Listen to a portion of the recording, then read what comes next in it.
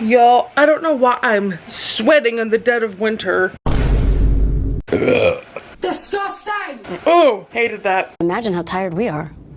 But hello, welcome to new reading vlog. I don't really know the direction this is gonna go. It might be a replacing my screen time with reading or just a weekly reading vlog, but here's the dealio. I have a week off work for the holidays before I have to go back in January, so I want to knock out some books. In the past 2 days, I've read 2 books in basically 2 sittings, and that's felt really nice, but I have also been quite distracted on my phone. This is me continuing to lock in. I want to get as much reading done as possible because I teased to all my coworkers. They're like, where are you going for the break? I'm like, my couch to read more books. So I want to come through with my promise. I'm a little bit tempted to read short books just so I can do a little bit of goal catching up. Hey, Rosie. But on the other hand, quality versus quantity. But the one thing I know I want to do, for context, I have 1, 2, 3, 4 plus a half shelf of books on my TBR, and this is ridiculous. I feel like I want to get rid of half of this because I just own way too much. But if you scroll up, I have a mini TBR jar here, and I have been dying to pull from this. I love a TBR jar, and I love the randomness of it all, and it's been a while since I haven't been in the middle of Les Mis, or a series reread, or a book club book, so I finally just have open reign to read whatever I want to read, and rather than picking something because that will give me decision paralysis, I'm gonna put it up to the jar, which my jar is a Begin Again mug from the Taylor Swift website. And also, I haven't updated this in months, so these are not my entire TBR, but enough. Also, feeling like a goofy goober because I completely forgot that I didn't put every book from my TBR in that jar, as you can tell, because it's fucking tiny. I used that jar specifically for books that I didn't know if I was gonna like, so I could do like a try a chapter kind of thing. So spoiler alert, this little teacup didn't even contain books that I was necessarily excited to read. So, unintentionally, tackled a few of those. I'm gonna pick from this, see what I get. Maybe my first book for this video will be a random TBR pick. And then if I start it and I hate it, I can just DNF and unhaul it. Which is another reason why I love TBR jar picks. Okay, there's this one. You see that? Oh! Ooh! Cloud Cuckoo Land. Of course, my silly ass picks up this massive book. This is a book I was recommended by a librarian that I volunteer with. She said, this seems like something you would like.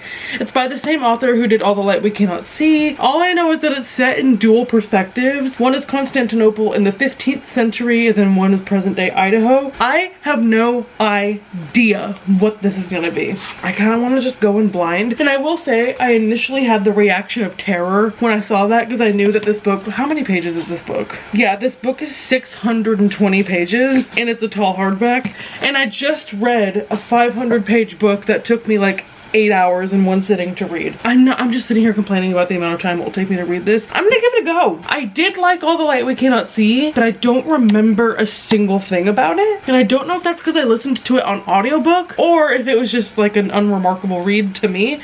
Also, I think I read it in like 2018, so it's been a minute. But yeah, I was not expecting to get to this for a couple of years, so if I read this month, I'm sure my librarian friend will be thrilled. So I'm gonna give this a try. We'll see if I can even get through the first couple pages, because if not, DNF. Good morning. 2 fun updates for your Monday morning. I got 50 pages into Cloud Cuckoo Land last night. Scribd has it on ebook, which very much helped. I could read it on my phone in bed, so I'm not breaking a wrist with 600 pages. The other good news is that the chapters are all very short, because it's one of those books that bounces around between time and place and character, so each perspective is, I don't want to say disjointed, but there's very short sentences and very short chapters. So far, very easy to read.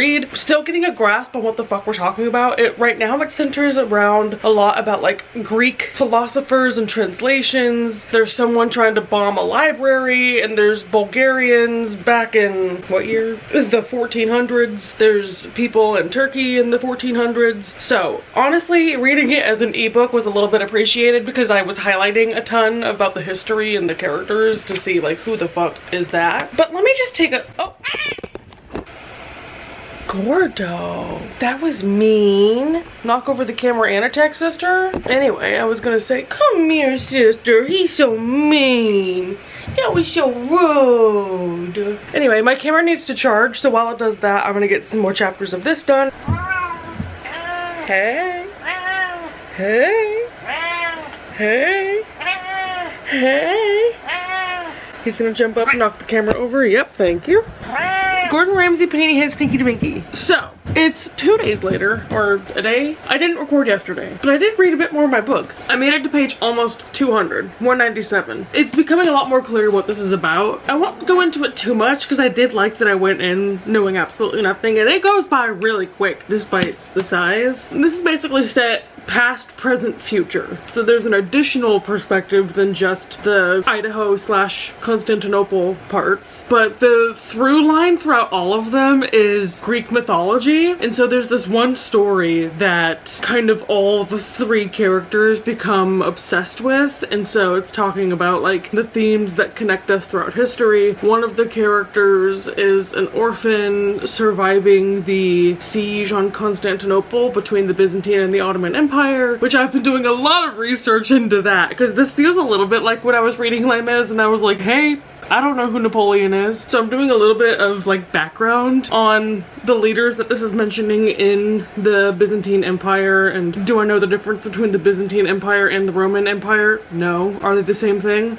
Couldn't tell you. The one thing I'll say about this though is it does feel, I don't want to say formulaic or predictable, but I guess the better word is familiar, because this type of storytelling where it just popcorns between different perspectives, and at this point there's like 6 different perspectives, and then it also popcorns in time, so you'll get a character from current, a character 20 years before, a character 20 years after, different character 5 years before, different character current time. I won't say it feels like being thrown into a ravine because it is still pretty easy to follow, but I think, like, I don't know why this just doesn't feel super inventive. Maybe because, like, I like the book. There's been some good quotes, but the writing style itself is just kind of okay. But I feel like if you're a fan of Frederick Bachman, you would enjoy something like this. I can see this being a 4 stars so far, but I still have 2/3 of the book left. So I want to focus on this today, but I feel like I'm getting a little bit of cabin fever. I have been off of work for a week and I still have the rest of this week off from work. It's only Tuesday, but I have not left my house in 4 days and I feel a bit restless. But I don't know how to fix that. I'm like, oh, I should go to the gym. Oh, I should go take a walk. And I'm like, no, I don't want to. I just have to find a compromise with myself. Maybe I'll go read somewhere that isn't my house. How cold is it today? Where's my phone? I don't know, Gordo. How cold is it? I'm just so stingy because I'm like, should I go to a coffee shop and do some work and read my book? But then I'm like, that costs money to buy a coffee and I have stuff here. I'm such a homebody, but I'm like becoming a little bit of a recluse.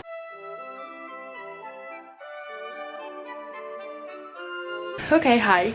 I haven't recorded at all today, but I haven't read at all today. So it's 10:30. I'm just gonna do some light pre-bed reading. I'm now on page 221. I'm gonna keep going with this one, even though it makes me feel dumb because I don't know any of these words. I mean, it's not that hard to understand. It's just a lot of medieval stuff, or whatever the term is for the 1400s. Is that medieval? Anything before 1600 to me is medieval.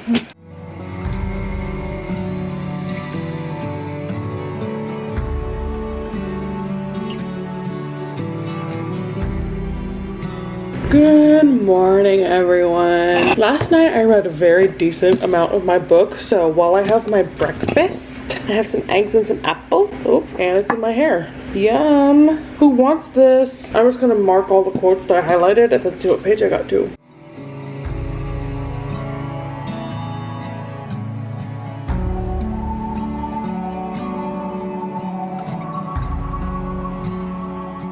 Hi y'all, I don't have my tripod, so we're gonna have to deal with this angle. Do you mind? Or do you think they mind? Exactly. Well, it's 9 o'clock, take your night meds. I've been so bad about doing that. Let me literally take it on camera right now. I also did get a dirty Coke Zero from Sonic, which that is a Coke Zero with coconut and lime. Bottoms up and the devil laughs. Why am I holding a pill like that? That's so fucking good. Anywho, oh wait, I do have my tripod. Oh, sorry, I scared him. You just did a backflip midair, did you see that? I just got home from dinner with my friends on New Year's Eve. which is the first time I've left my house in a week. So that was very much needed. Shout out Allie and Rachel and Bailey, but I don't know why she would be watching this. Anywho, I was reading Cloud Cuckoo Land today for a couple hours, somewhat on my phone, somewhat physically. So now I'm on page 340, which is over halfway. Hi, sister. Can I help you? Hey girl, I see you. Attention whore. Don't let him deceive you. I have fed him dinner. Hey, remember when I fed you before I left? I do.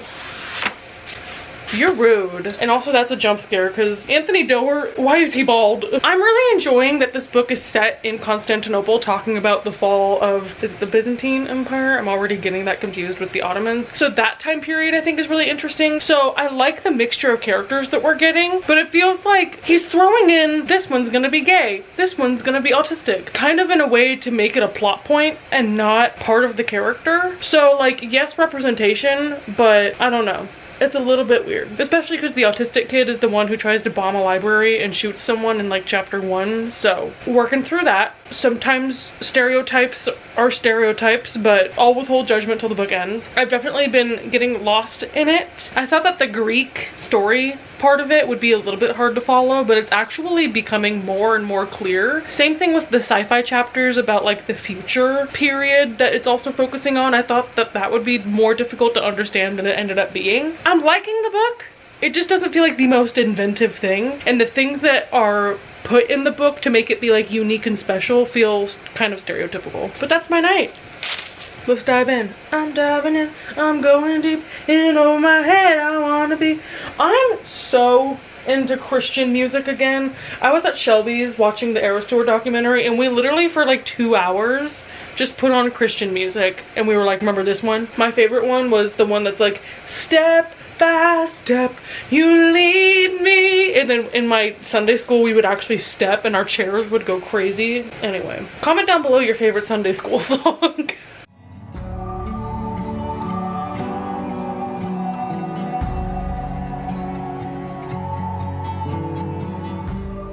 Good morning, crusty crew, and you're the crustiest of them all.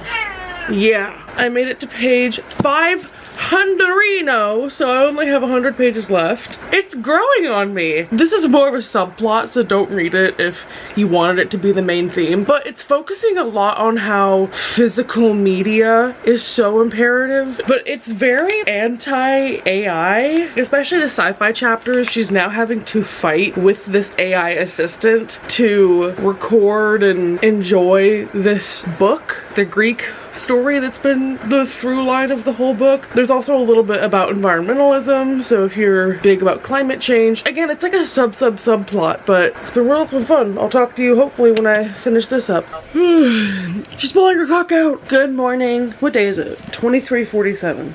We got a 23:48. Is that the actual numbers? 23:19. Oh, damn it. It's 11:47. I just finished Cloud Cuckoo Land. I don't think I have any additional updates because I feel like I've talked about this extensively. I will say there were a couple of plot twists toward the end of this that I was not expecting. It was very heartfelt. Everything came full circle. I mean, it's all pretty much interconnected, so you could anticipate that. It didn't make me teary-eyed or anything. Some of it I feel like is a little bit underexplained still, but overall, I liked it. Yeah, I think I'm just gonna give this 4 stars, even though I really liked it. Was it my fave? Will I hold on to it? Yes. Will I remember what this was about in about 2 minutes? Probably not. The reason, not to be problematic, the reason I'm most excited I finished this is because I want to pick another book from my TBR jar. This one feels good. Camera eats first. What is it? No! Okay, fine. The Sun Also Rises by Ernest Hemingway. Why the fuck did I buy that? At least it's short. Why am I upset? I love American literature. Hemingway. Yay! Can a girl never get porn when she wants to read porn? Me. I hate mood reading. Also me. Why doesn't The Sun Also Rises by Ernest Hemingway have smashing and fucking in it? I don't even know where it is. If you can't find it, it doesn't count. I have it in a pile of books I was gonna do a video on because I bought it only because of the cover. It's a pretty cunty cover. Even like the description flap has art. Is it probably gonna hurt me to go into this with zero context? Probably. Oh, here's the description. It's the early 1920s in Paris, and Jake from State Farm, a wounded World War I veteran, the lore that we're learning today on this evening, working as a journalist, is hopelessly in love with the charismatic British socialite Lady Brett Ashley. She's an independent, liberated divorcee. All she wants out of life is a good time. Expatriate friends go to Spain to watch bullfights, and passions and tensions arise. This is gonna piss me off because if it's gonna be a love triangle with men fighting over a woman, my answer is gonna be throuple. I know nothing about this literarily. I don't know why this is so highly regarded. We'll see. It's about the lost generation, the jaded youth who gave up trying to make sense of a senseless world, and the disaffected post-war era. No, not a book about ennui. Oh, it's his debut novel? Damn, pick a struggle. It's a masterpiece of modernist literature, one of the finest examples of spare prose. Please let that mean this is easy to read. Okay, well, I'm gonna give this one a go. How many pages? Please say 6. 190. I can do that. I can do all things through Christ who strengthens me. Maybe not The Sun Also Rises though. Time will tell.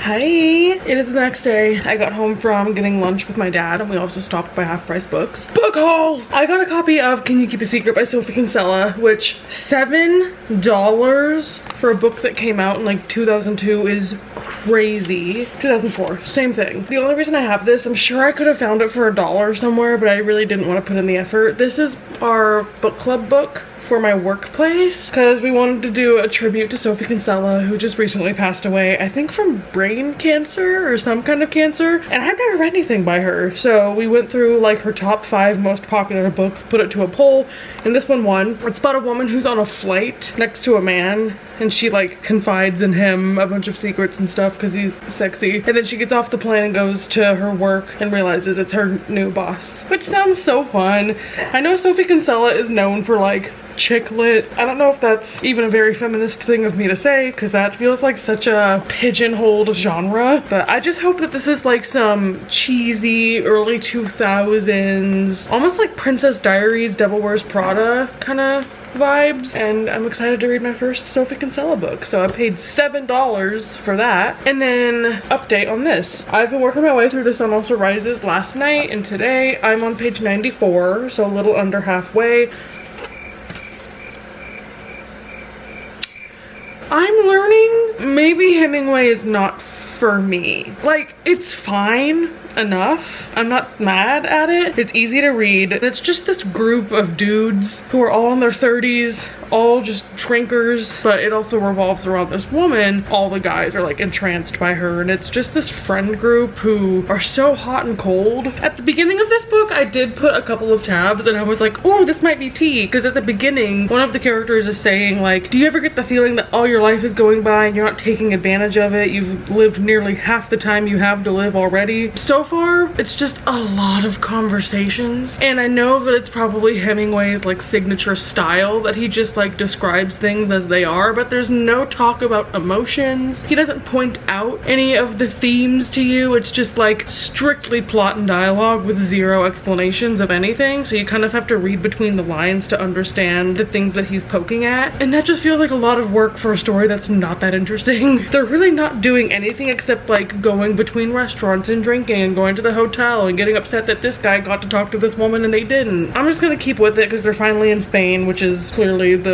cover of the book and the draw of this. We'll see how the drama in this builds, and I'm sure I could finish this by end of day today, and honestly I kind of just want to so I can move on to something else, but it's not tough enough for me to want to DNF. Like, it's probably a 3.5 stars, which I think is how I rated The Old Man and the Sea. It was like okay. It kind of faked me out in the beginning that it was really gonna lean into those themes that I like about growing up and whatever.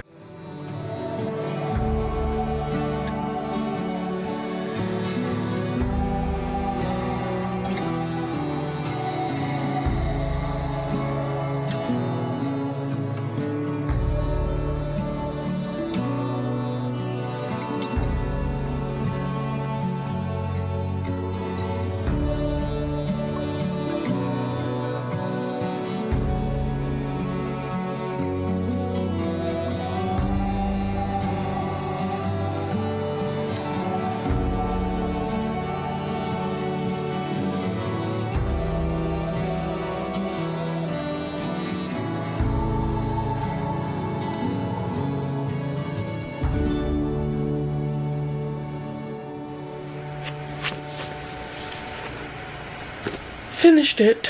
I'm very excited to go back and read the introduction to see what the fuck I was supposed to glean from that. I mean, I enjoyed, obviously it's a group of people who are just like drinking and partying in order to avoid having a single thought. So that's like, okay, sure. N-word hard R, yes. N-word hard R very a lot, yes. But I found myself most sympathizing with the character that everyone beat up on, always talked shit about, and they all thought that he was pathetic. I was like, that's actually gonna be my man. Again, I'm gonna read the introduction now because I don't know if I showed this in this vlog, but I went to the thrift store and got a copy of Huck Finn so that I can read James by Percival Everett. The beginning of Huck Finn said read the introduction last because it'll spoil some stuff, so I put off reading this introduction, but I'm going to do that now. But I have very limited time because my mom's also coming over to watch the last season of Stranger Things. I don't know if I'll have enough time to read this, but if not, I'll talk to you tomorrow. And I also might go to the Spark Notes and see what I'm missing.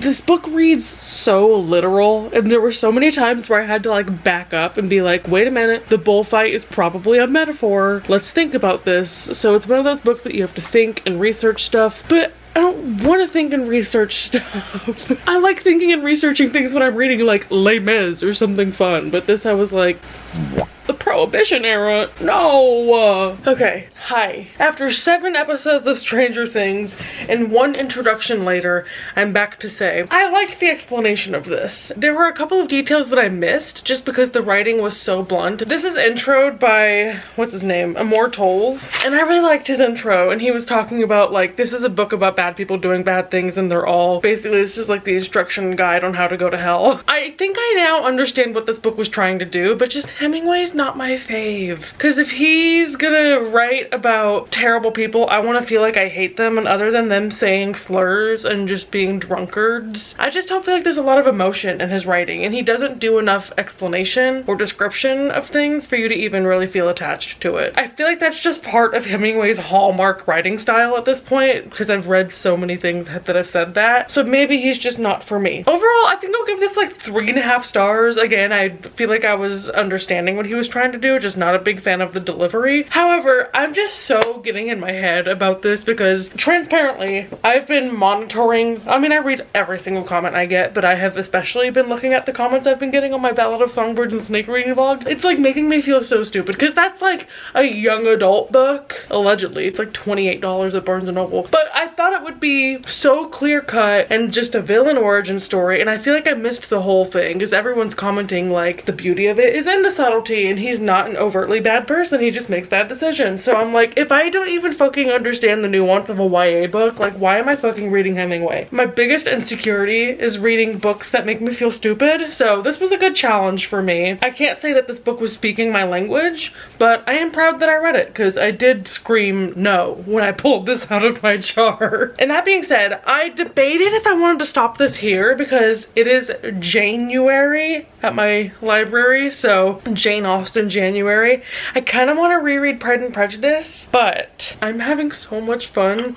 I want to do just one more. Okay, I'll do this one. As always, camera eats first. Girls of Storm and Shadow. That's a sequel. Ooh, I don't know about that, Chief. I'm gonna have to reread the first one, and I'm not trying to do that right now. I'm gonna give myself a pass on that one and put it back in a second. Sorry, I'm not doing sequels. Not interested. Does that mean I should get rid of the books? Like, am I actually gonna read it? I'm not gonna overthink that. All right, next one.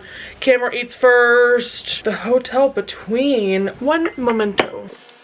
So this is a middle grade book called The Hotel Between by Sean Easley. I just love this cover! And I have no clue what it's about. Obviously it looks like fantastical adventures. I'm thinking different worlds. Obviously hotel setting. I am not gonna push through this if I don't like it. I don't even know if I'm the kind of person who enjoys middle grade books. I definitely have outgrown YA, so maybe that's another reason why I didn't want to read Girls of Storm and Shadow, but sometimes middle grade still packs a punch because it's just so like lighthearted and cute. Let me rescan this and make sure it's the first in a series because this is a book I've never heard of and I just bought it based on the cover and because it was like $1. Okay, yeah, it's the first book in a series published 2019. Only has 800 ratings. Alrighty, I'm gonna give this a go.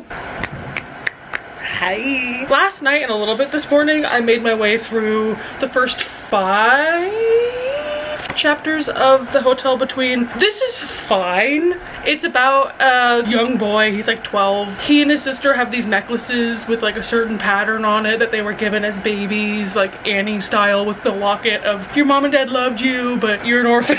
He's walking home from school one day. This takes place in Dallas, by the way, so I'm sure I found this because it's like a local author. He's walking home and sees this random storefront that says The Hotel Between, and the whole premise of it is it's hallways to literally like other parts of the world, and it's just like portals almost. And the kid that works there and him realized the logo for the hotel is the same as the one on his necklace, and he was like, oh my god, my dad worked at the hotel. It's fine, it's cute, it's easy to read. I'm sure I could finish this in a couple of days. I just don't care. I don't care. I'm not saying it's because the main character is a boy.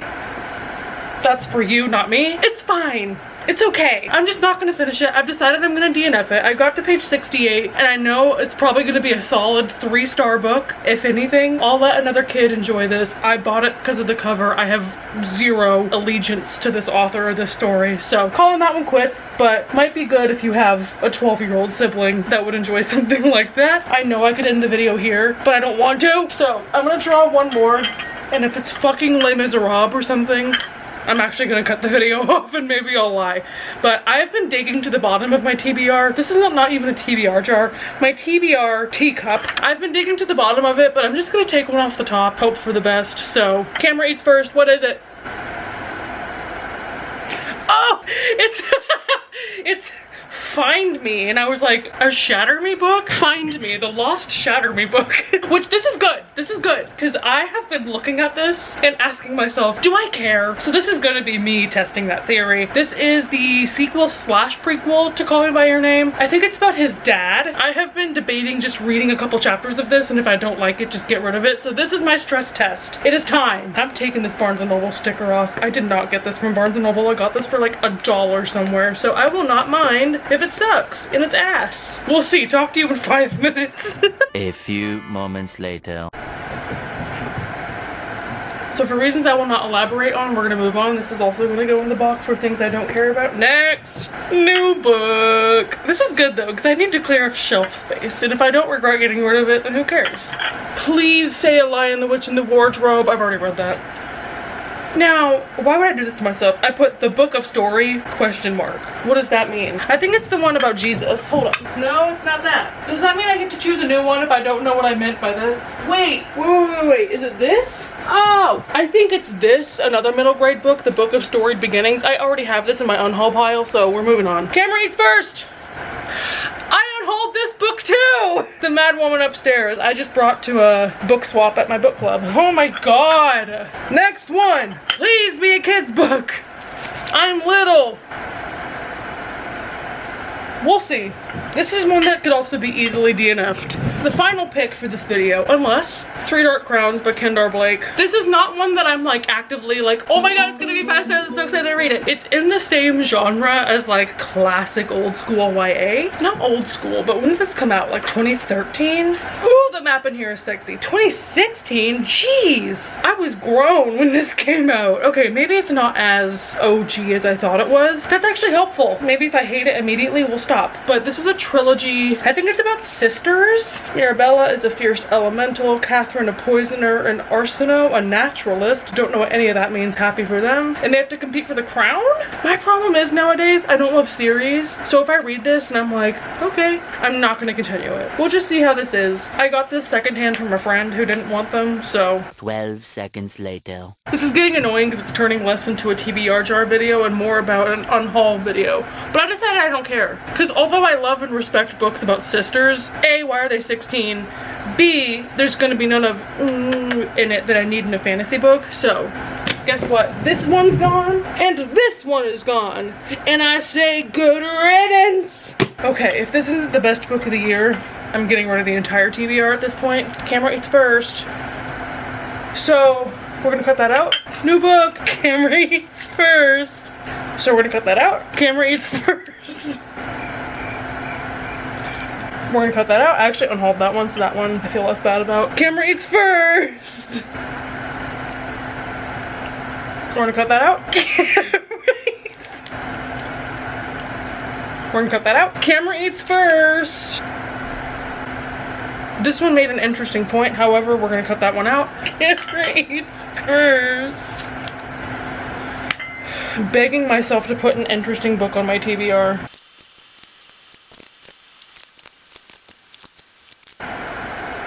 I could do that.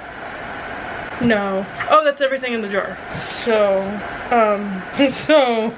that being said, thank you for joining for this video. I hope you enjoyed me reading 2 books. I kind of liked them. I'm decided I'm gonna mood read instead of pick from the TBR jar. So, thank you all for watching. I'll see you next time. Bye!